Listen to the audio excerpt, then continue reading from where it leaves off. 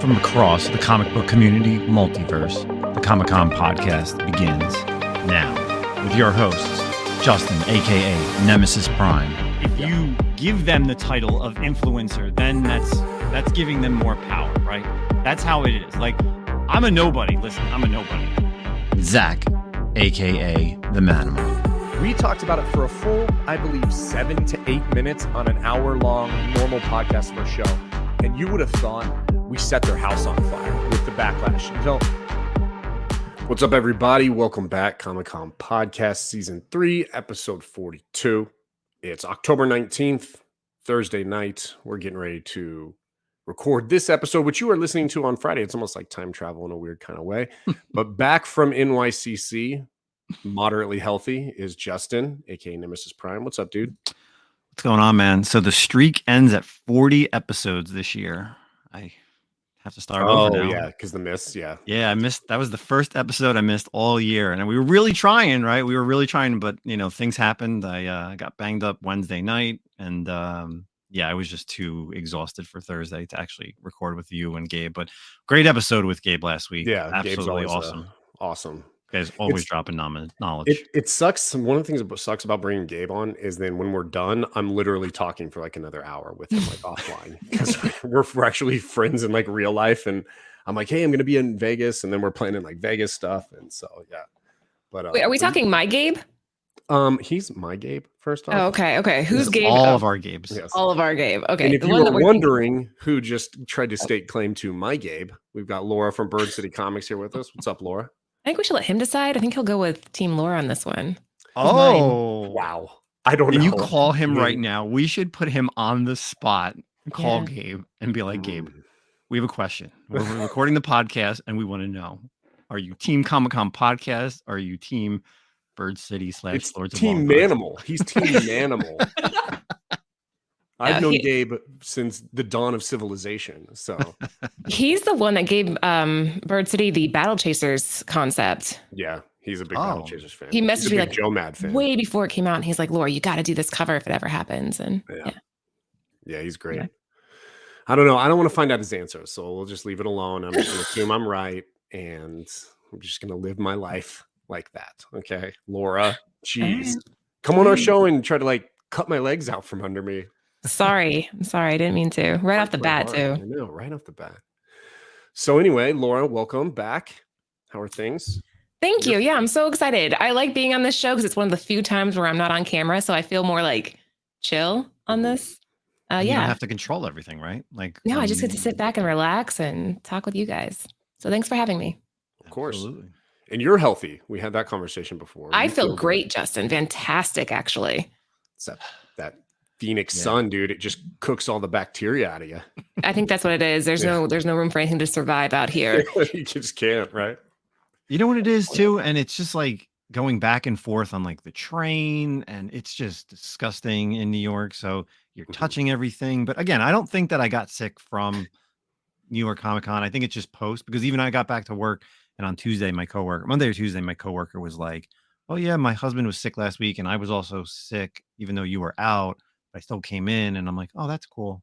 So she thinks like he gave it to me, and I was like, "All right, we're gonna go with that," because I don't want to say I got it from COVID, because obviously there's that big article that's around that like all these artists and writers posted on like Twitter and Facebook and everything that they got they got COVID because of the con. So really, I hadn't heard that. Oh yeah, you got to see this article. It's wild. I mean, we don't have it, but there's this article over, I think it was either CBR or Bleeding Cool, and like everybody, like Walt Simonson, Ram V, like everybody, they were posted like pictures with the tests, or hey, I got a con crud, or whatever it is. But yeah, a lot of people, everybody quoting and posting, everybody got COVID. Lovely. I mean, no, I avoided it. I'm not a big because you weren't at the show, Laura. I know, I was there 2 days. Wait, I was there 2 days and I didn't even see you. I know it's kind of bad. I think I told you guys this the last time I was on, and anybody that follows me on any of the shows knows that I don't do well in crowds. I just don't. I get a lot of anxiety from it. And so do you guys know what Costco is? Do you guys have Costco's? Yeah. Yes. Like I can only be in a Costco for a certain amount of time because it's so loud in there. It's like white noise buzzing. And that's kind of what the cons feel like for me. You know, they have Instacart. You can do Costco Instacart. Do you do that? I didn't even know that was a thing. Oh yeah. What, Instacart? Yeah, what is Oh, that? so I like never go to the grocery store. So there's an app and you can just get your groceries and people deliver the groceries to your house. Yeah, but then you have somebody that's like picking out your produce and giving you weird bananas, and I Well, yeah, want to so pick my like own stuff. so that stuff for sure. Like if I'm looking Ugh. for specifics of like, yeah, produce and stuff, but like you can Instacart Costco stuff and you never have to set foot in that hellhole.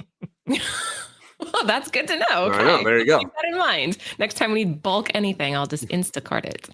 So I did notice when I was following like your Instagram feed over the weekend and I would see you post it like you went and saw a couple plays, right? And I was like, ah, yes. And I remembered because last time you told us when you go, you like to take advantage of the different things and go see Yeah. shows and stuff. If I'm going to be in New York, yeah, I got to see Back to the Future on Broadway, which was badass. If anybody out there has seen it, it was really well done. And then I went and saw Chicago, something I've Ooh. always wanted to see. And I went to that one by myself because Anthony was running the booth when I went to Broadway. Did you do like it was like a matinee or something? It was at 2:30 in the afternoon. Nice. And we had gotten up in the morning and I went for a little bit and I'm like, babe, do you mind if I go? And he's like, no. Awesome. He's a good man. Well, we'll get into the nitty gritty of NYCC here in a minute, but Okay. we're gonna, as we kind of switch things up a little bit on the show. You guys have been listening for a couple of weeks now. We're gonna start off with what we're currently reading or picks of the week, and we're gonna kind of talk about what we've been reading lately or things we've liked. So, Justin, you want to kick it off? Yeah, so obviously it's been 2 weeks since I haven't talked about books, but since we have a guest here, we have a lot to talk about. I'm going to keep it short. So we'll keep it horror. I think we'll keep it horror for the Halloween month. Oh, of I have a horror October. one too. Perfect. Okay. Well, I hope you don't pick either of my two books because one of them is a Bird City book. So one of the books that just came out, and this was a book that I didn't really think I was gonna pick up, but I saw it and I was like, oh, let's try this. It's called Nights. It's from Image. So the synopsis is it's 2003 supernatural creatures casually exist amongst humans, and America is made up of 31 states. Vince has lost his parents, moved into his secret mercenary cousin's apartment with his video game making roommate, and befriends the greatest vampire who's ever lived. And that's just the first 20 pages. Welcome to Florida. Youth is wasted on the young. So interesting stuff because it's weird. It's it's back in, actually it starts in 99, and then in the first 20 pages you learn about all these characters. You learn about obviously Vince, the main character, his cousin Ivy, and then you have Grayson, who's the vampire. It's a chick, and the person who he first meets when he moves to Florida is this guy Matt. And then after you meet everybody, some things happen, and then it automatically jumps like 5 years, and now he's like trying to get a job as a pastor, and all of a sudden Matt's now a ghost.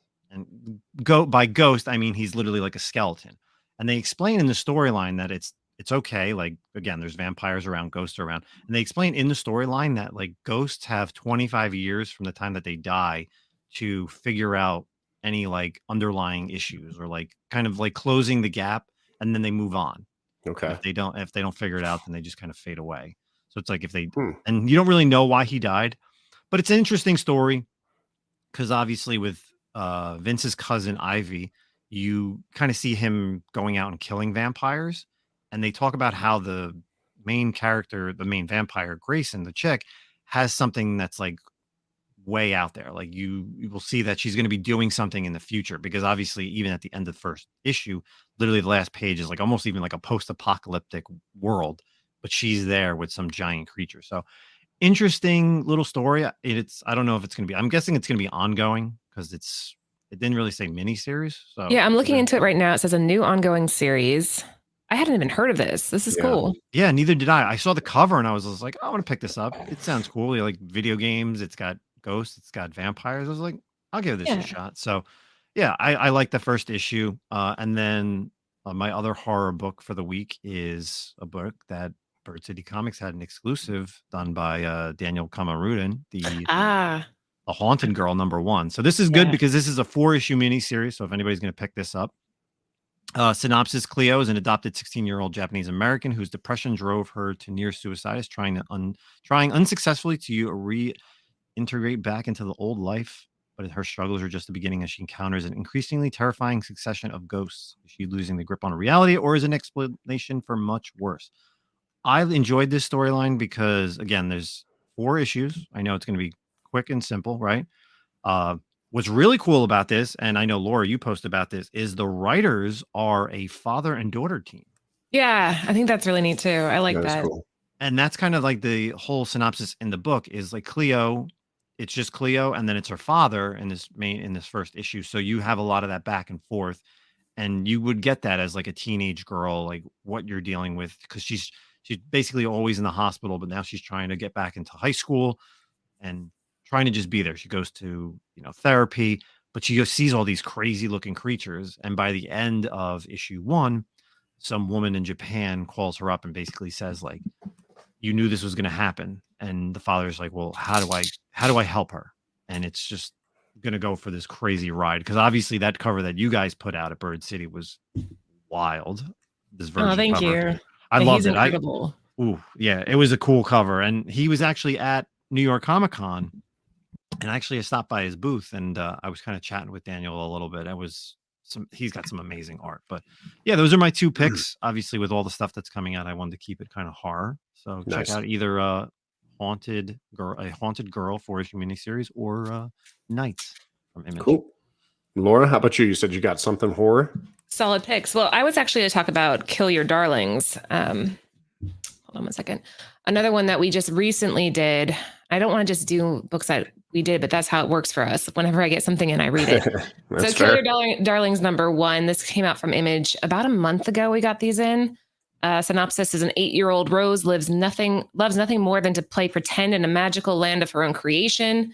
To her, that a world as real as our own. So if you look at the covers of these, it gives you a really good indication of what this is going to be about. It's kind of a mixture of horror and fantasy. The writer is Ethan S. Parker and Griffin Sheridan.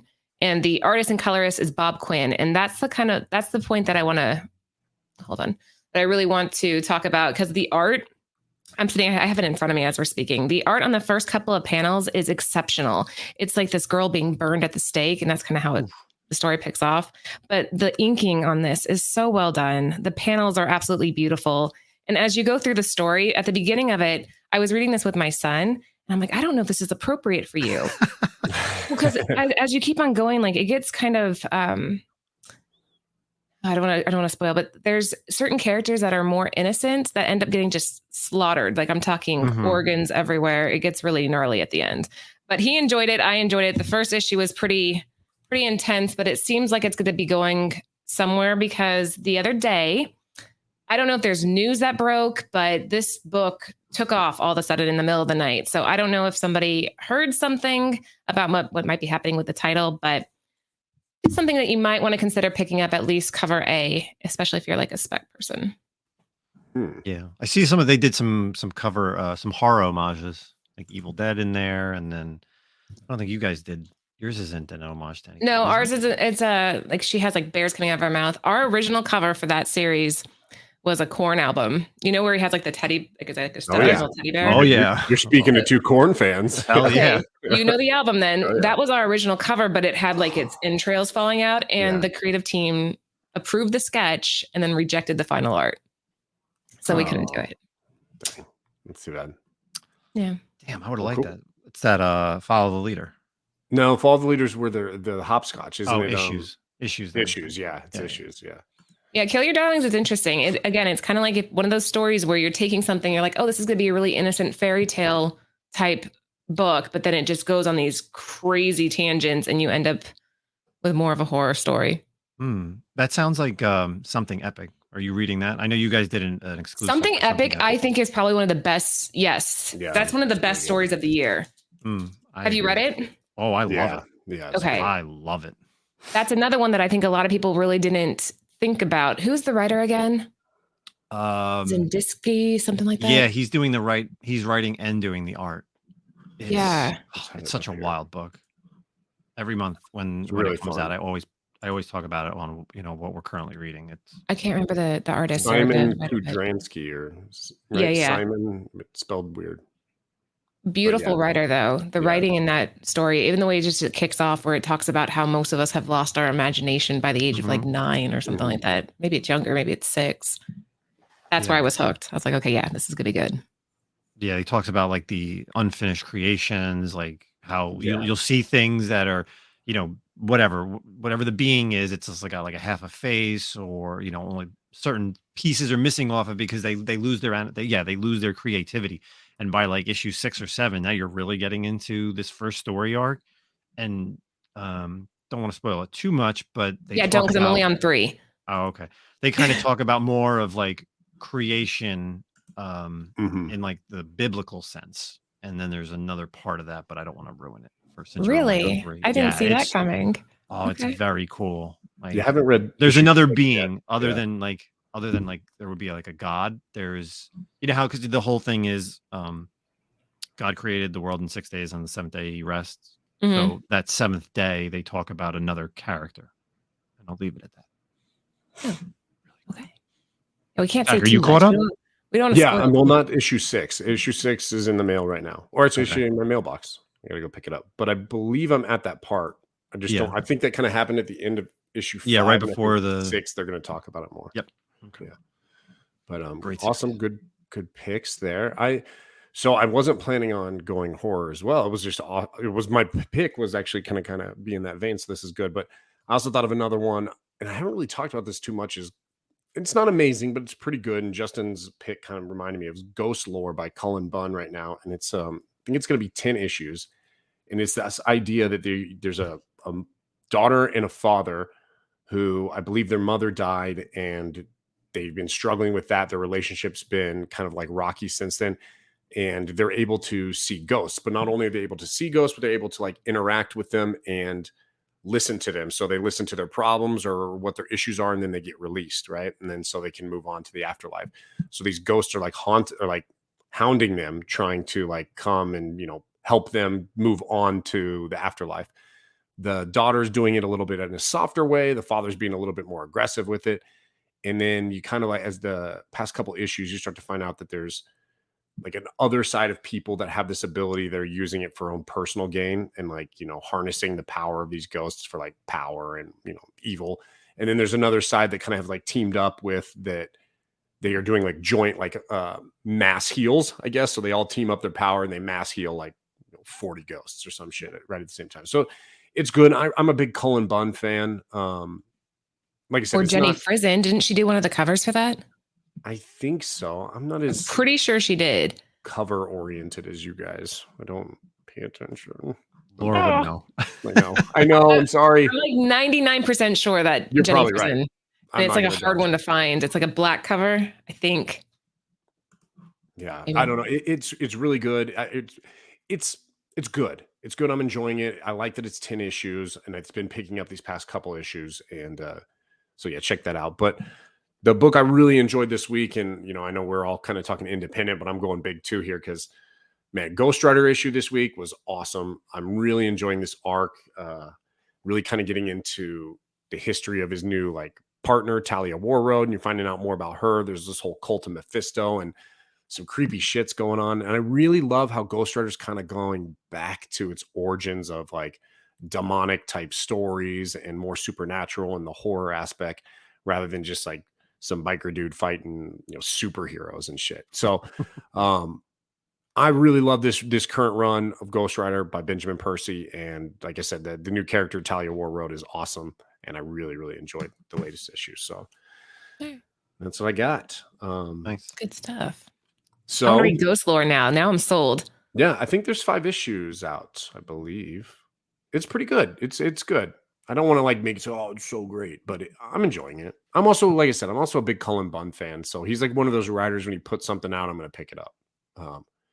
Not everything hits, but I still like him. So We all went supernatural horror. I like it.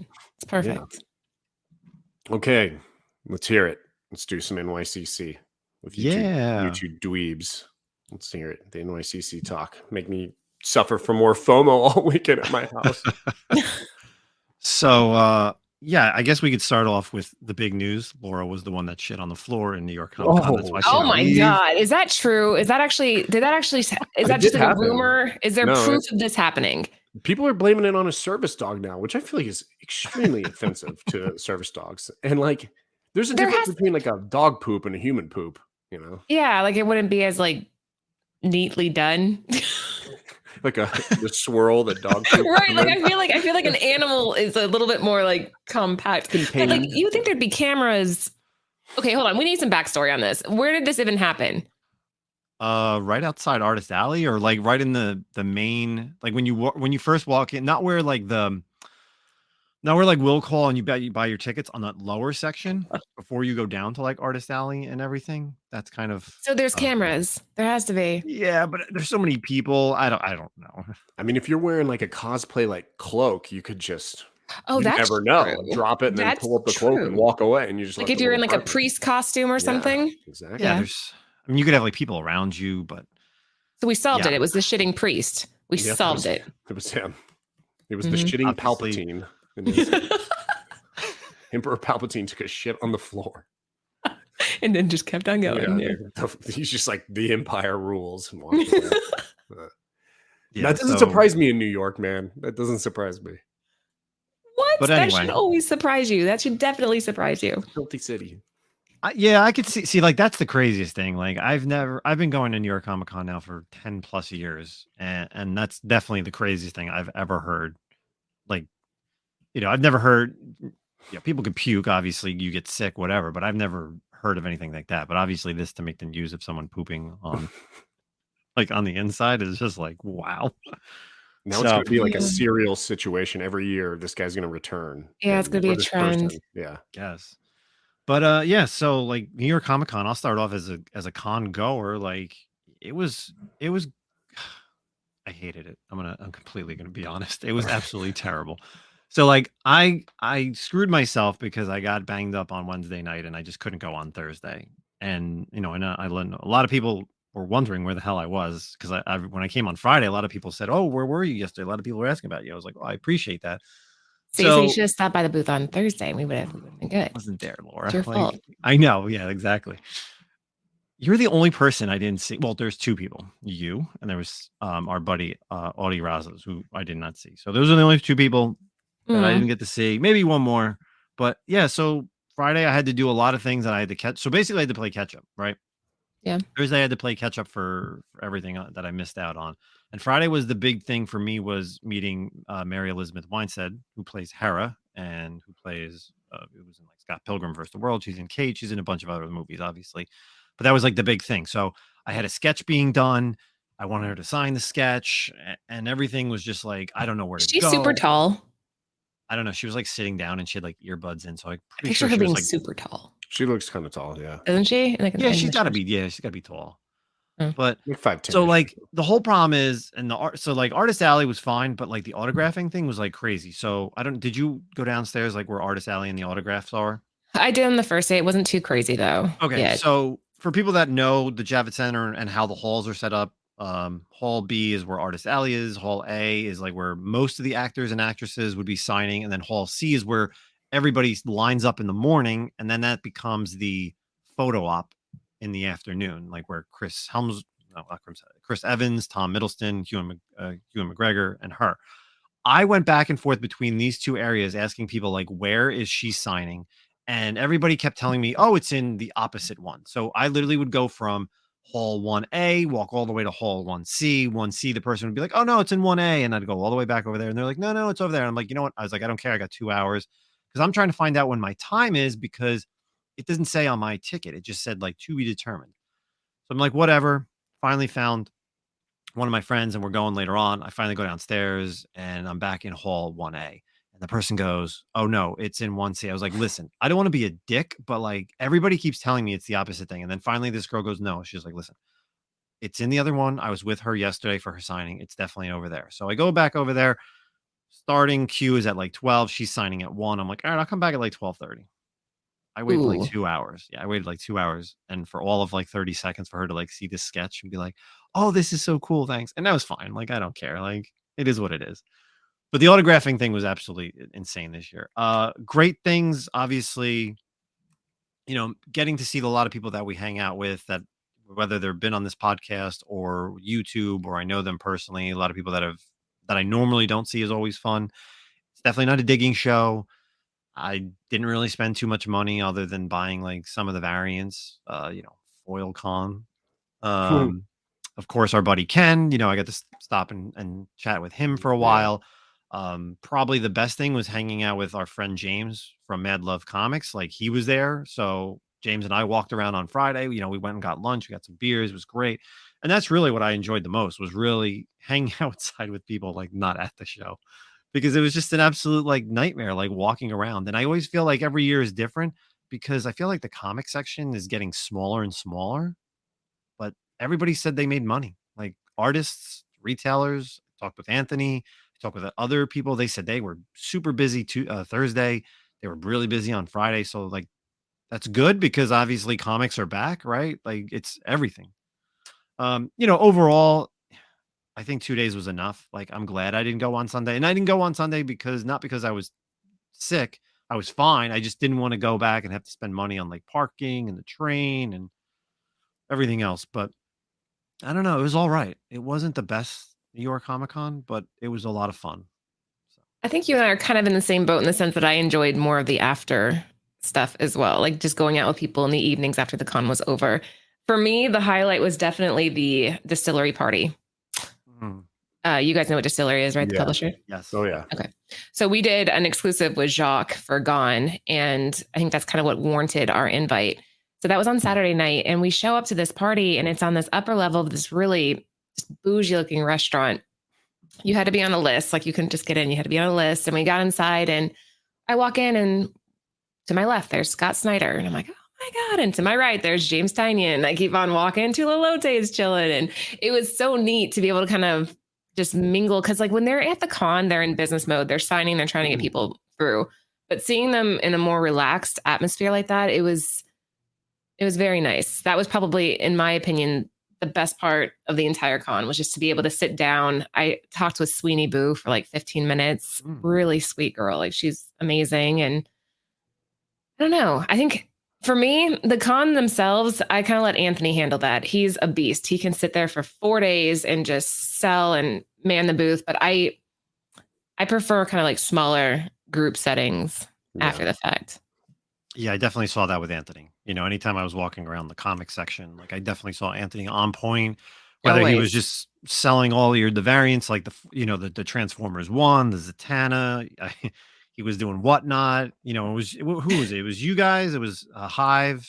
Yeah, Hive was at that booth with us. Yeah. Yeah, and those guys are great. Jonathan James, I like those guys as well. I met them last year at Baltimore. Great dudes, and and obviously I don't want to talk numbers, but how did you guys do overall? Like, sold out? We did really well. Honestly, we would have been happy after day 2. So Saturday and Sunday were just kind of, extra. We sold out of the Transformers, we sold out of the Zatannas, but I will say this. When we got home, we held back some here because we couldn't ship everything, and we put those back on our site. We did not mark them up. They're still at retail. So if anybody's listening right now, there are some on our site at retail. But yeah, we did really well with the Zatannas. We had the one foil Zatanna, which I know it's foil con or whatever, but it turned out so beautiful. It's like a black cover and it looks really good. I don't know. The Hughes one or Ariel? Yeah, the Adam Hughes Zatanna was a foil, and then the Transformers wasn't. Yeah, it wasn't. And then we had Concrete Jungle for Bad Omens, the band. One of those was a foil too.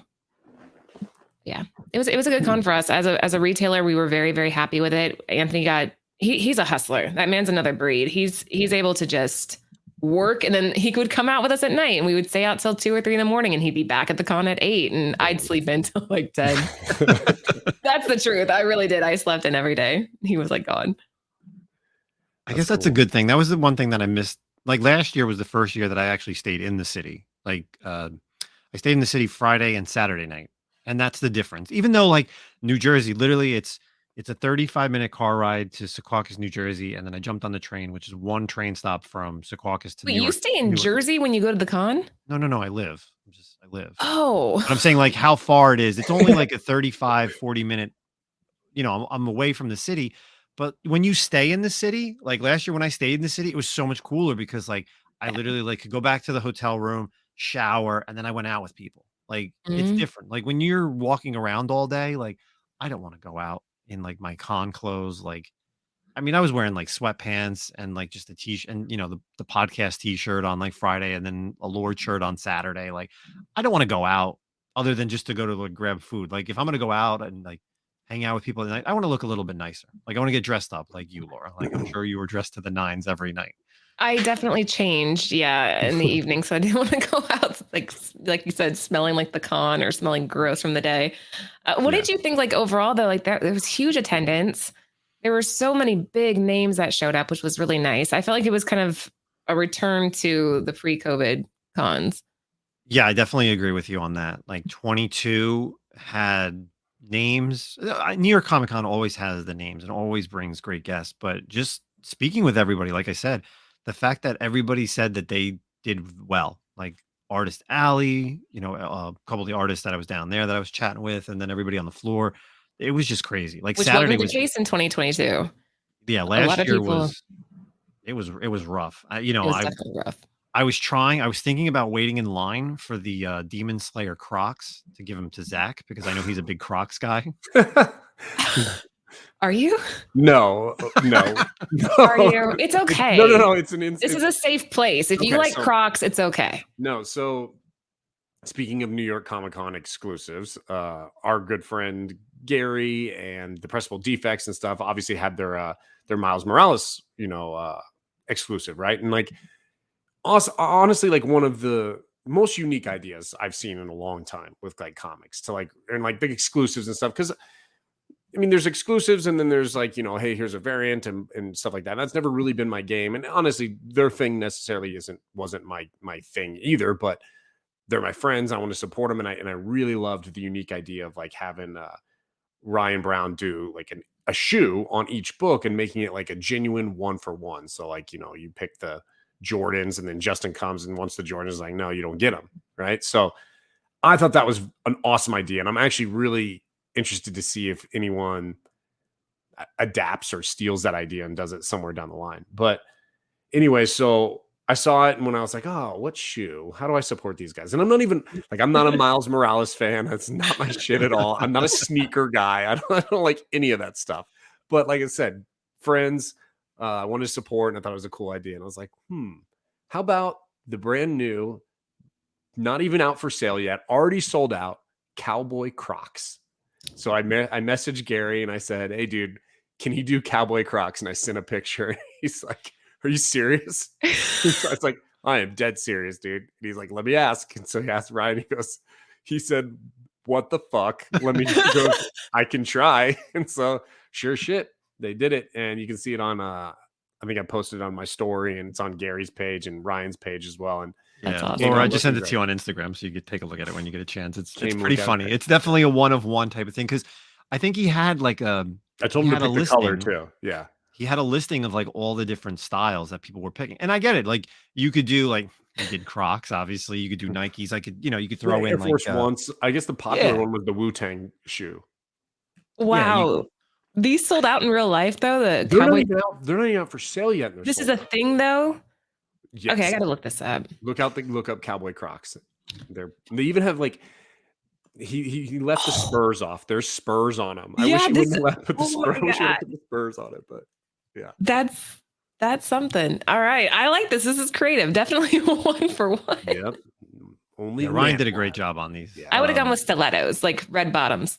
Yeah. See, you could do that. Obviously, if you go through Ryan's stuff, he actually had a thing so he wouldn't repeat himself. Mm-hmm. Like he would actually, have the pictures of what he was doing. So again, if somebody asked for something, like I'd probably do something cool, like some old school, something that I had like in high school, like some type of basketball shoe. Like I was a big fan of Anthony Hardaway. Like I would do the pennies. So yeah, or like somebody else, but that'd be like some soccer cleats would be funny.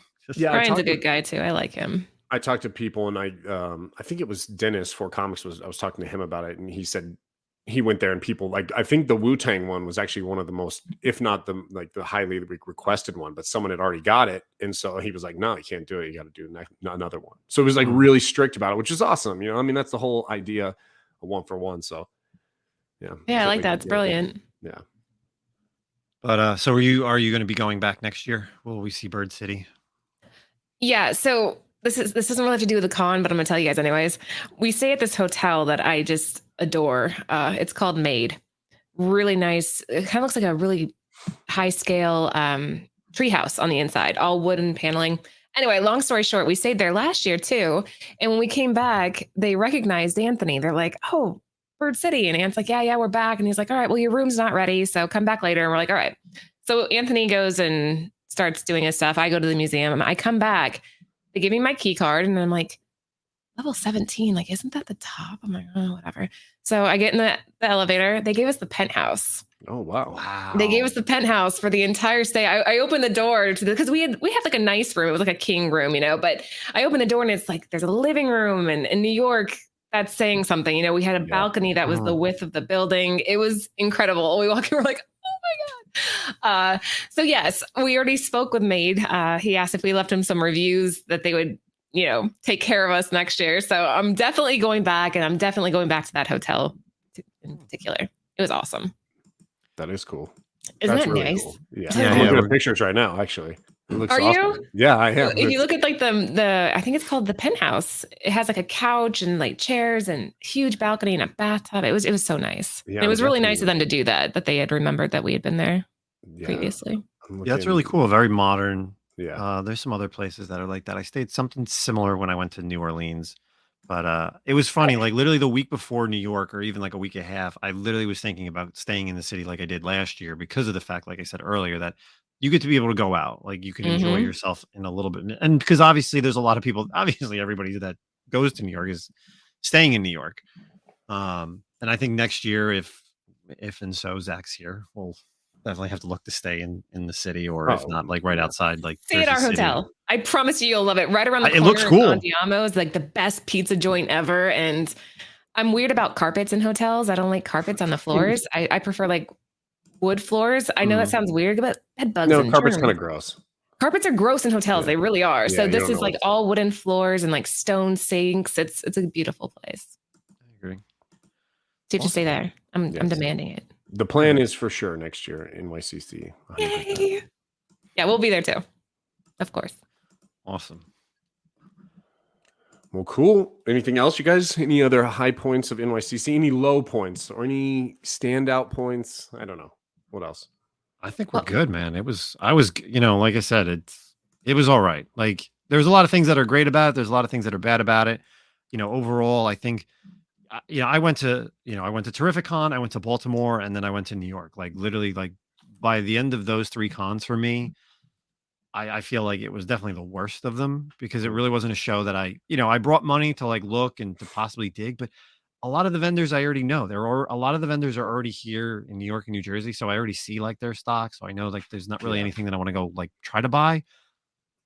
It was really just trying to find someone who I don't know, and also to see everybody else that I, don't get to see on a normal basis. So Okay, Laura, turbo question. You just got to answer right away, real fast. Don't think about it. Right. NYCC or San Diego Comic-Con? NYCC. Okay. Why? I Is it went to fitting? San Diego Comic Con and it was a madhouse. Just Yeah. like, but for me, again, I'm kind of with Justin on this. New York was a better place for me to mingle with people and see friends and creators that I really wanted to connect with. And San Diego was just too. It was too big. It was too much, all crammed together. And what did we do at that one? I think, did we have a booth at that one? I don't remember. But San Diego, even like the surrounding areas, Mhm. I like to be able to, after the con's over, go and do something fun in the city. So I would pick New York any Okay. day of the week. Any day of the Cool. week. Yeah. next year we'll Awesome. have to hook up. We Like, really we'll have should. to- We'll go to Broadway together. Yo, I'm down for. Wow. I love theater. Mm. Be honest Do with you? Oh, yeah. 100%. All right. So there's the good Back to the stuff. Future show at the very end, I don't care if I'm spoiling for people. Anthony and I Do were they in like go the back first to the 3 future? rows, and the DeLorean like comes out over the audience. Oh, that's cool. That's cool. It was so neat. It was like above our chairs. It was awesome. That is fun. Yeah. Are they cool. like expensive? I guess real quick, like I guess Oh, tickets yeah. are more expensive. The ones During that that we week, had or- were like $250 a piece, but that's only because we were like center. Oh Right. yeah, then yeah. Mhm. You could do like some of the ones in the back are like 80. So it's affordable. That's not bad. I went to, theater real quick. I went to Hamilton. We took my Did niece. you? Yeah, so my nieces, we got a thing with, I have 2 nieces and a nephew, and when they turn 13, which, it's like the age of like it's like the official age of when you're a teenager, right? And so we have this tradition, and I say tradition, we've only done it once so far. It's the first one. We do like we want to have plan something nice, like a day where it's just us with them. And she wanted to, we did some things in Kansas City. Anyway, Hamilton was in town and we went and saw that. And it was awesome. Right. We had really shitty seats though, but it still was very enjoyable and really, really fun. So if you go to Broadway, New York, just fork over the cash and get a good seat because it's worth it. Like we were able to literally, like we could see the spit coming out of the actors' mouths. How was the Doc Brown? Was he good? Yeah, really good. Yeah. It was very fun. It was entertaining. I don't know. Yeah. Cool. That was one of the highlights of the trip. Also, before we move on, not saying it's a low point, but I was surprised with Scott Snyder. He wasn't as friendly as I was expecting him to be. He was kind of standoffish. He didn't seem like he really wanted to talk with anybody. You think he's an introvert, or you think he was just having a bad day, or? Well, I don't know, because when I left, I was talking to some other guys. I was like, he doesn't seem like he really wants to be here. He's like, he's always like that. So I don't know if it is like a personality thing, but he just didn't seem. Now, Tula Lote, on the other hand, she walks over and I'm like, oh my God, Tula, it's so great to meet you. And she's like, do you want to take a picture? I'm like, I'd love to take a picture. And she's like, we have to pretend like we're at prom. And so she stands behind me and like puts her arm around my waist. And I was like, this is like the best human ever. She was so like, she's a light. She just has a light around her where she walks around the room. She was fantastic. Yeah, but Scott just kind of seemed like really, I don't know, brooding. He just sat at his table and it's probably just coming up with genius comic ideas. Exactly. Just sitting there like, I have no time to talk to you. I'm just so creative. And I get that too, because Corvallis is one of my favorites, and I wanted to talk to him about it, but he's not somebody that you go and fangirl to. I don't think he would receive that well. So I kind of said hello, shook his hand, and walked away. Yeah. Sometimes it sucks meeting you. Sorry, we're keeping going, but I met Chris Claremont at like a con years and years and years ago, and as an X-Men fan, that's the guy, right? That's the guy who wrote all the stories that are like the quintessential X-Men stories for the most part. And I was like, I actually got to the point where I had him sign a book, and I was like, he kept talking and he was kind of weird. He's also older, and so I'm not trying to be an asshole, but he's older, and he just kind of kept talking. I was like, okay, I'd like to stop talking now. Can I walk away? And I was like, yeah, sounds good, guy. Okay, crazy. It's definitely interesting meeting people, because you create like this version of what you think they're going to be like. Right. And I guess that's not really fair either. So right, totally. No. But anyway, well, let's move on to some articles real quick. Yeah. We got a couple. We got an indie article, we got a DC article, and we've got a Marvel article. So we'll start with the indie article, and this kind of piggybacking something Gabe and I talked about last week with the upcoming Rook Exodus from Jeff Johns and Justin Fabok. Okay. I feel like I couldn't figure it out last week either. Anyway, so Ghost Machine, first of its kind, creator-owned and cooperative media company, launches at New York Comic Con. So it's kind of cleaned up a little bit of what we were talking about last year, how the company's launching 4 shared universes of character-centered titles, including Geiger, Redcoat, Rook Exodus, The Rockefellers, and many more. So you can find this article over at imagecomics.com, and it goes a lot more in depth. I'm just going to kind of summarize it a little bit. They're coming out with almost like genres, 4 shared universes dealing with like different things. So the first one is called The Unnamed. It's revealing a mysterious group of genre heroes from across history, and it's going to feature characters and titles like Geiger, Junkyard Joe, Redcoat, and First Ghost. So obviously Geiger's already out. I believe Junkyard Joe is as well. The second one, Rook Exodus, is going to be kind of its own little universe. It's a sprawling sci-fi epic, which takes place in the far future on a world where every aspect of nature is controlled by humanity. And that's what we talked about last week, the Jeff Johns book, which looks amazing from like the covers already. Fabok's art is insane. The third one is the universe of Family Odyssey, centered around the time-displaced family, the Rockefellers, and their friends. And the fourth is going to be an epic horror universe with no name so far, co-created and illustrated by one of our secret superstar artists to be announced, currently under contract. So following Ghost Machine #1, Ghost Machine's titles will begin shipping in April 2024 with an all-new ongoing Geiger series, Redcoat and Rook Exodus as like the first 3. So I have a question here, though. How is this different than Distillery? I think it's not. I think it's a kind of like, Image kind of set the tone, right? Where they came out years ago and said, hey, look, creator owned and do your thing. I think the difference here with Distillery is these are more like they're character centered and they're shared universes. So they're going to have multiple titles in these little like genres and they'll cross back and forth. Distillery Okay. seems to be a little bit more like it's your creator owned. Obviously, that first book, Devil's Cut, was kind of like an anthology book with like stories, and each artist is gonna same thing, creator owned. But I guess hypothetically, they could create their own universe if they'd like to. But Yeah, it seems like that's becoming more and more the thing. Yeah. Is that having creators wanting to be a part of their own properties and being able to own their own properties. yeah, I mean, well, in the media days that we have, or the times we live in with like movies and TVs, you write all these stories. You're a Scott Snyder who writes Batman, or you're a Chip Zdarsky who writes Daredevil, or any one of these awesome runs on, big two characters, and you get nothing for that. Like you do not get paid for making that character great. I mean, Donny Cates revolutionized Venom, and I mean, he's not seeing any money off that probably. I think the creator of Superman got like $130 for that character. I mean, well, I think they came back later. His family gets some money. The Siegel, Do they? Yeah, there's been some lawsuits, and I don't know how it all shook out, but they get something. Probably, definitely not what they deserve, but Yeah. the estate gets something. So, I think that's the idea. I mean, everyone pulls away, and we were reading an article like a week or so ago on one of these, and man, I can't remember. The writer was just like, "Look, I'm kind of done with the big two. I'm going to just start doing my own stuff because." I just don't have time to go back. And it feels like going backwards is what the writer was saying. So I think that's just, everyone's kind of like, and not to blame, I don't want to sound bad, that looking out for themselves as they should, so. Yeah, I don't blame him for it at all. I'm surprised it didn't happen sooner. Right. Geiger's fantastic. Have you read that series? I read the first issue and then I didn't keep going with it, but it's so damn good. So they're reprinting it then under this.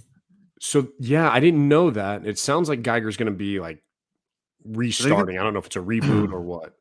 Yeah, because it's got a Ground Zeroes 2-issue prequel that launches November and then runs into December, and then by 2024 they'll have an ongoing series. Because I feel like that was only like maybe 7 or 8 issues. Geiger, did it go that long? I don't even know. But I also think, just to kind of piggyback off of Laura's question, it's different than Distillery because you figure like they also have the backing of Image, right? Like Image already has the money to be able to let them do this. And also the fact that like Jeff Johns is a huge, there's a lot of people that are on this that are, part of the Ghost Machine. But, Jeff Johns came from DC, right? I mean, he did a lot for them. And now for him to kind of create this own little, creator collab with all these other writers and artists is like a huge thing. I'm pretty excited, like, I found that article, or I found that thing for you guys last week. Like, Rook looks absolutely amazing. Looks crazy. And it also has more of a superhero feel than Distillery. Distillery's more like regular story. I don't want to say regular. I don't really know how to. But this has more superhero-ish feel to it. I feel like some of these titles. Very cool. And then we'll see what happens with everything. But I guess the Ghost Machine #1 is kind of like the Ash Can prequels. Same thing like how with Distillery, like they did theirs. Yeah, the Devil's Cut one. Yeah. Gosh, we talked about this with Devil's Cut, and I hope they don't do it with Ghost Machine. If anyone's listening, because we know all the biggest names out there listen to the Comic-Con podcast, but please don't make a magazine format. It's the absolute worst. That got brought up at the Distillery party too. Did it? Okay, what did they say? I would love as a collector to be like, look, dude, you kind of like screwed us with that. There's no place to put it. I was actually there with another retailer, and he brought it up to God, I forget the guy's name. I'm sorry. It was somebody that worked at Distillery, and he was like, what's with this magazine thing? He's like, the creators, that's what they want. And I get it to an extent. Like, there are certain books that fit better, right? Magazine size. The art flows better. It's almost like they're made for it. If you think like French books that are translated into an American title, they never look right. So I get to an extent why they did that, but they said that they have been getting a lot of pushback from people just saying that they don't want magazines because they're a pain in the ass to store. You don't have, it's just not cohesive with like everything else that we collect. But he said that he's like, it's good to hear this. He's like, I appreciate the feedback. And he was very receptive to it, but you can tell it wasn't the first time he heard that complaint.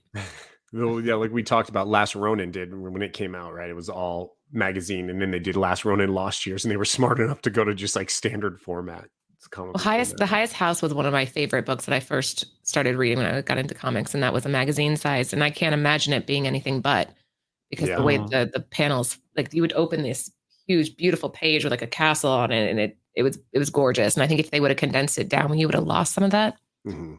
So, That's Yeah. true. Yeah, I could see that like in a lot of the DC Black Label, like Batman Right. Damned, Batman Yeah, and the Harleen and Swamp Thing. Yeah, I could see that. Well, I'm the sitting here Wonder with Woman book. a vicious circle, and it's like amazing art too from Liber Mejo, and same thing, with Batman Damn stuff. But I don't know if you could, the formats, it's crazy, it's awesome, but what am I going to do with this? It's literally just sitting on the shelf back here. Like, Yeah, yeah. I guess that's ultimately the problem, right? yes, it is the problem. Mm. So anyway, okay, moving on. Let's get into some DC. Justin, you want to take us? Yeah. So there's definitely a lot of news that came out of New York Comic Con, but this one hits home for me because I absolutely love the storyline. It's So huge. DC publishing alternate story from Batman's iconic A Death in the Family issue. So of course, Batman 428 is where Jason Todd dies. They had the call in way back in the 80s for 426, that whole storyline with A Death in the Family. Now we've seen they've reprinted this as a dollar book, they've reprinted it as a foil, but this time they're actually taking the 428 prepared writer stuff from Jim Starlin and Jim Aparo and Mike DiCarlo, and showing the version of that if he would have lived. So this comes out in December, and I think this is actually pretty cool. So they're not calling it a facsimile; they're calling it a facsimile for Batman 428. So an alternate, facsimile, different version, alternate version of Batman 428 coming out, like I said, in 2 months. This is actually pretty cool because this is the first time that obviously DC, they took this big gamble back in the 80s where obviously people voted if Jason Todd was going to die or live, and obviously it was very close, which is very odd. I could see it being. It's just like, I'm surprised it was so close. 71 votes. Yeah, that's like very, very, very odd. So, and Jason Todd's been a big part of the current Batman run, obviously with Batman and Catwoman. He's one of my favorite like anti-heroes. He was someone who was dead for a very long time and then, came back. We always talk about this, like characters that, kind of play the line of both hero and villain and also stay dead and who come back. And surprisingly, he was one who definitely stayed dead for a while. So I'm really excited for this coming out in December. Zach, thoughts? Yeah, I think it's cool. I think about like when I was a kid, and I don't know why I had this, but I had the graphic novel of Death in the Family, and I remember sitting on like my bookshelf, and I can picture it in my room. Every so often when I was younger, I'd creep over and I'd pull it out, and kind of creeped me out because he obviously gets beat to death with a crowbar, and this is like not comic books for kids really. But yeah, I think it's cool. It'd be great to see where it goes. It's going to be, I hope it doesn't leave you with that idea of like, oh man, well, where else could it go? But I think obviously Red Hood being Red Hood is the right route to have taken this character. But it'll be interesting. It'll be interesting to see how it all goes down. Well, definitely made Batman. Like after this issue, from this until like Tim, like leading up to Tim, like that was the whole thing. Like he was so distraught that he didn't want another sidekick, and that's why he didn't even want to take on Tim. So, having him still alive would have been odd because it would have just been having you wouldn't have gotten Tim, right? You would have gotten this, right? You would have gotten the Damian version, basically, and that's how it would have stayed, right? Yeah, I mean, and maybe Tim would have came. Maybe we would have had 2 Robins at one point. Who knows? Maybe. Have you guys watched the movie, the interactive movie? Yes. So it's bound to be one of those endings, right? I guess it could be. Yeah, it could be. I mean, maybe they'll just kill off Batman. Well, I don't know. It's only going to be one issue. One of the options where Batman dies in his place. If they're just doing it for this one book, just to see like how this could have gone, kind of like what Zach was saying. If they're not going to expand past this one issue, that's the route I would go. I'd kill Batman. But Justin, didn't you say it's what they planned on doing? So like they had written the 2 stories at the time, and it was like, okay, we'll go with whichever one. So, I mean, there's no way. Oh, there's no way they would have killed Batman then back then. Right? Okay, never mind. That wouldn't work. That would have been crazy. No one was killing big time superheroes back then. Just No. second tier Robins. That's all. And Uncle Yeah, Ben's. sidekicks. Yeah. Yeah, Anthony's stoked about this. This is one of his favorite series. And our daughter, Ellie, she's 16. She's really into DC right now. She's been watching all the movies, all the shows, everything. And I told her about this, and she's like, "Are you serious? Can I get one? I want to see what happens." And I don't know. I think it's great. It's cool because it's like Marvel does the what if, and this is kind of like DC does what Elseworlds is probably the equivalent of what if for DC, and this is kind of like probably more close to a what if for like a DC book. But it's going to stop after this issue. Yeah, That's it's what it just looks like, it's because all It's they're just doing is one just time. reprinting. Yeah, they're just reprinting. Like normally, because this is the only time where they've ever done an issue in either even Marvel or DC where there's been like a choice for somebody. Like, well, like for the fans to choose, and the writers and the artists had to have created both versions to see what would have happened. But So they obviously, could keep going, couldn't they?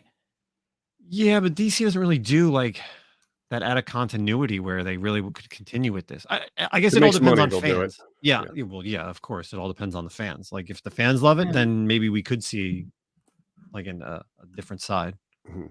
Like an Elseworlds Mm. journey between Batman and Jason Todd. So I don't know. It's cool. It's a good idea. I mean, this is a very like definitive moment in comics. Like the whole like call this phone number if you want him to die. Call this phone number if you want him to live. Like That's awesome. Can you imagine if they did something like that today where it's like text your answer to this line? well, so it's kind of like so they do like so X-Men have done that with like the Hellfire Gala the past couple of years where you vote which would like here's your list of X-Men. One of these based on votes is going to join the X-Men team. And so it's kind of like it's the original like of that. And of course, old as shit where it's a phone call rather than any kind of like text message or internet voting. But like it was the asshole who had to like man the line. It was like, okay, cool, you're killing me. Like what how did that conversation go? Or I don't remember. I mean, No, I think that you call it and you hit like one or two. Like They're just tallying it. Zach's like the guy with a pencil, just 1, 2. Oh God. Well, why you want him to die? Tell me. 3 in the morning, someone's like answering that phone. Yeah, dude. Do you remember? Side note. Do you remember like in the books in the old? I mean, it was the '90s comic books, and I remember X-Men had it. There was like it was a phone call game, and you could play the game. Do you remember these ads? It was like press 1 if you want to be Banshee, press 2 if you want to be. No. You don't remember? Okay, No. I'm gonna find this. It was in like a a panel spread of every X-Men book during the '90s at some point. Yeah, that's very gimmicky.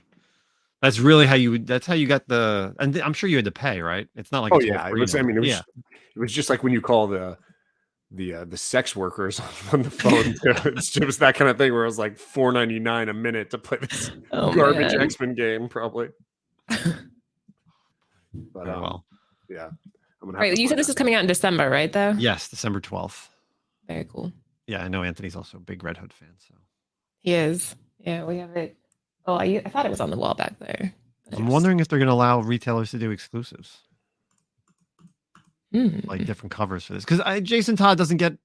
I mean, he gets love from me. I'm a huge Red Hood fan, but like he doesn't have a lot of variant covers. Like, yes, they did the 2 series for Red Hood and the Outlaws, but he doesn't really have a lot of variant covers. And I would really like to see if DC allows retailers to do a variant for this book. Well, I'll look into it. I'll let you know. And by me, I'll have Anthony look into it. Oh, he'll knock down DC's door. I want to do a Red Hood variant. I want to know now. Is this possible? All right. Yeah, we'll see. Zach, any update? Did you find your thing? Check the private chat. Check the. Oh yeah, there it is. Oh. He. Hold on. So how to play, you call this number, you start by battling Magneto's henchmen, summon the appropriate X-Men based on their powers and the confrontation at hand. Wait for the cue, then activate their powers by pressing the star key within the designated time. How did you remember this? Because this is something that like I saw as a kid and was like always wanted to play and never could because where's the pricing? $1.75 for the first minute, then 75 cents each for the additional minute, with a maximum call of 4 minutes. I thought she's not too bad, but my parents would have killed me. Like the phone bill had this shit on there. It's like murdered me. Who's calling the X-Men? What's going on? But a 1-900 number. Oh, Press 1 time between 2 and 4 seconds. That's really cool. Yeah, and there was another one. I don't think this was the only one. I just can't picture what the other one was. But anyway, pretty cool stuff there. So moving on to another NYCC comic book article, another announcement from New York Comic Con 2023. We had Avengers Twilight, a new vision, a new vision of Marvel's tomorrow unveiled. So this is going to be written by Chip Zdarsky and Daniel Acuna.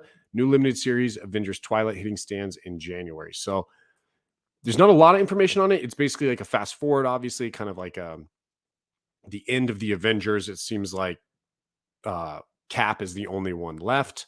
Everyone else, it seems like it's probably passed away at this point.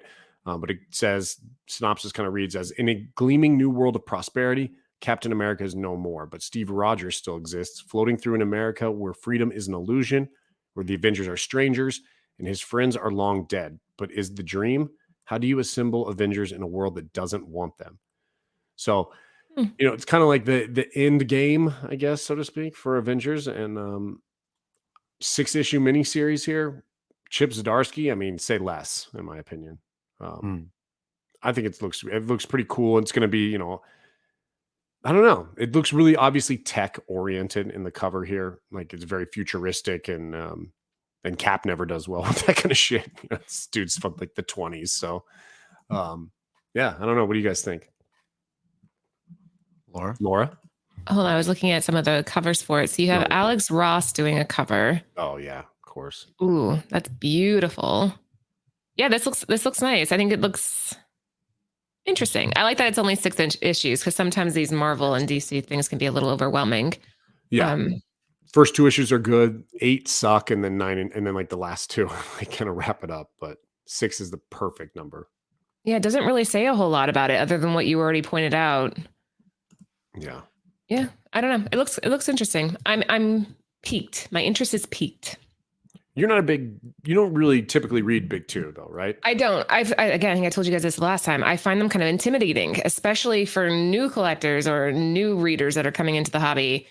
Like, have you guys ever heard of Star Wars? Like, that is so difficult to keep up with. And sometimes I feel like I can't possibly read everything enough to comprehend it on the level I should. I feel like when I watch or read Star Wars, I'm only like sort of absorbing what it's worth. Like it feels like it's wasted on me because I don't know the backstory to it.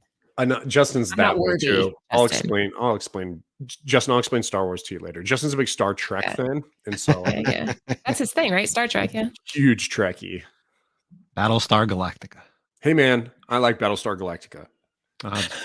Okay, the new series was pretty awesome. Sure. Anyway, I'm excited for this. Like they say in the article, and this is like something that's been done before, obviously with the X-Men, like Days of Future Past, like Old Man Logan. We've seen this with like Spider-Man in like his older years. So the idea to do, Cap, because obviously he ages a little bit slower than everybody else, and the fact that he could outlive everybody is kind of that old man Rogers, basically, like that storyline. Like we've seen this with, like, they've done the Old Man Logan, they did Old Man Hawkeye, which was kind of like a side story to the Old Man Logan series, but like this is like completely different, where unlike the Old Man Logan storyline where the villains basically killed off all the heroes, like we're talking about America killing off the heroes in a world where there is no heroes. But there was a trailer that did drop on over on Twitter on the Marvel Comics, and like you do see like an older version of like Kamala Khan, so like she's kind of still around, and there's like two other characters that are in there as well. Okay. But yeah, it's gonna be interesting to see, like Tony Stark is dead, Hank Pym and all them, Scott Lang, all the Avengers, Thor, if he's still on Earth, who knows? But yeah, I think this is good. 6 issues, kind of an Elseworlds. I'm excited for the Avengers Twilight. I mean, if it does well, look, Marvel will ring a rag out till every drop's gone, right? So like if it does well, it'll just be like Old Man Logan, Old Man Hawkeye, right? So you have to assume if Cap's still alive, other Marvel people like Wolverine's probably still alive out there somewhere as well. So who knows? But honestly, Chip Zdarsky can't do wrong by me right now. I mean, the Daredevil stuff, the Batman stuff, like it's just all really, really good by him. And eventually he's going to be the next guy who goes to like, Distillery or, God, what was the one we just talked about? What's it called? Ghost something. Ghost Machine. Yeah, or he'll Ghost like Machine. make his own, He's on the rise right now. He's on the rise for sure. So, I agree. 6 issues isn't bad. I could commit to that. I think I could do that. You won't be overwhelmed with 6 issues, Laura. I'll be fine. I can handle it. Look, and so you won't even need to know the history because they're dead. Well, that's what I'm it. saying. Like, there's not so much backstory that, and even Marvel and DC aren't as well, I guess Star Wars, but aren't as intimidating. But Star Wars, man, Justin, I don't know. I bet you watched the Ahsoka show and saw all these things that I didn't even comprehend, and I wish I could watch it through your eyes and see it through a different lens, but that would take years of catching up. Yeah, well, it's just Clone Wars and Rebels because that's what Filoni did. Like a lot of things are just, and there's other little tidbits in there, right? Like Zach, like the video game Fallen Order, like just like little planets that they name or things that you feel are similar to something that you haven't seen like in the comics or in the movies that you would have watched, like more of an expanded universe. So yeah, if you're not, like my parents watch like Mandalorian and Book of Boba Fett, but like never seen Star Wars, Clone Wars, or Rebels because they don't watch cartoons like everybody, like we all do. So they would just watch it and be like, oh, who's this? Who's that? Type of thing. Like, what do you mean? Like Anakin Skywalker had a Padawan. They're like, what? So, yeah. Well, before we log off, I am going to call this number. Let's see what this phone says. Let's see. You're calling the X-Men number? Yeah, I'm doing it. I have money now, Laura. I can afford this shit. Are you sure it's $1.75? Right. Well, with inflation, that's probably like $5.75 for the first minute, and then who knows? Let's do it. Let's see what it says. We'll put on speakerphone. Welcome to Verizon Wireless. Nope. Your call cannot be completed. Oh, like that's disappointing. They defeated the evil mutants. So the X-Men finally won. So you should find the phone number for Batman as well. For the call Justin Todd. Kill him again. Yeah. But well, Laura, what do you got for us? What do you got? What's on the radar? What's coming up for Bird City? Where can they find you if they don't already know? So at Bird City Comics, I have a separate IG at Mrs. Bird City, but that one I just kind of do like clips and reels and stuff. But our business page is Bird City Comics. We have Crave #1. That's Maria Levitt's newest title. She did Faithless, if you guys are familiar with that one. Anyway, we did the only store exclusive for that title by Carla Cohen. It is an homage to Torchy #1. Turned out really nice. Very, very happy with that piece. It's one I've been wanting to do for a while, but the title had to fit. And I told Anthony, like when I first thought about doing it, I'm like, it has to be Carla Cohen. It's just what I pictured in my mind. And she delivered. So that goes on sale tomorrow at 7 p.m. Eastern Standard Time over at our site. Yeah, that's about it. I mean, other than that, Justin, it's live long and prosper. Any sneak peeks? Anything being cooked over in the kitchen at Bird City? You can see. Yeah, we have another World Tree coming out by Anna Marcano that I'm very excited about. And we are one of the retailers that got the G.I. Joe exclusive. Nice. So that'll be coming out too. What else do we have? I don't know. That's all I can remember off the top of my head. I'm sure both Justin and I will be grabbing up that one, the G.I. Joe for sure. Well, we didn't get to pick our cover. It was one of those things where they send a list and it was kind of like whoever ran and got the first one. Yeah, ours is good though. I'm happy with it. Cool. Can you say the artist or no? I don't think I can yet. Oh, you can tell us after. I'll tell you after. All right, let's get out of here. So I gotta know what this is. Justin, what's up with you, man? Not much. They have, I don't know, man. I got nothing really going on. I appreciate Laura coming on. Thank you. We planned this for a while. Upsetting that I didn't get to see you in person in New York, but I live vicariously. You live vicariously through Anthony. So Anthony. And I promise next year. Are you gonna do any more cons coming up? Are you gonna do MegaCon? Yes. Speaking of that, I am going to MegaCon. That's Orlando, right? Yes. It is. So February. So MegaCon. That's I guess that's the big news. I will be at MegaCon in February. So actually, I got to talk to this person that I get after I get done recording with.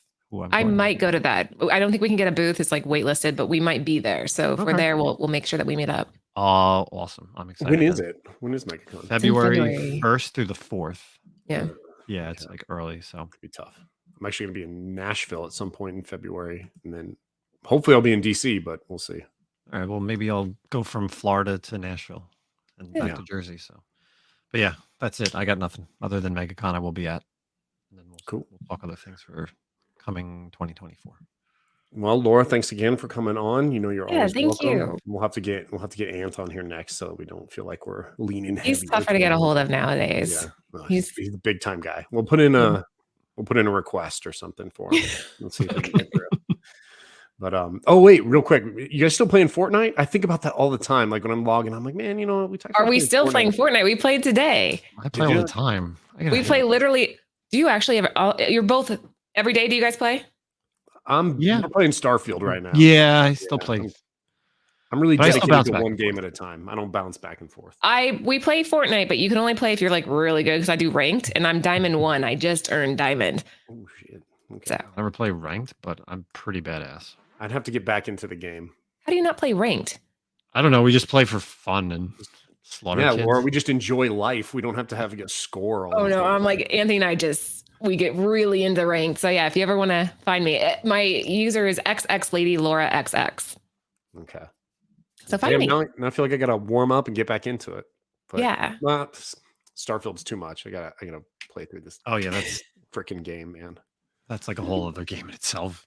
It's a year's worth of gaming right there. Yeah. But cool. Well, thanks everyone for listening, and we will catch you next week.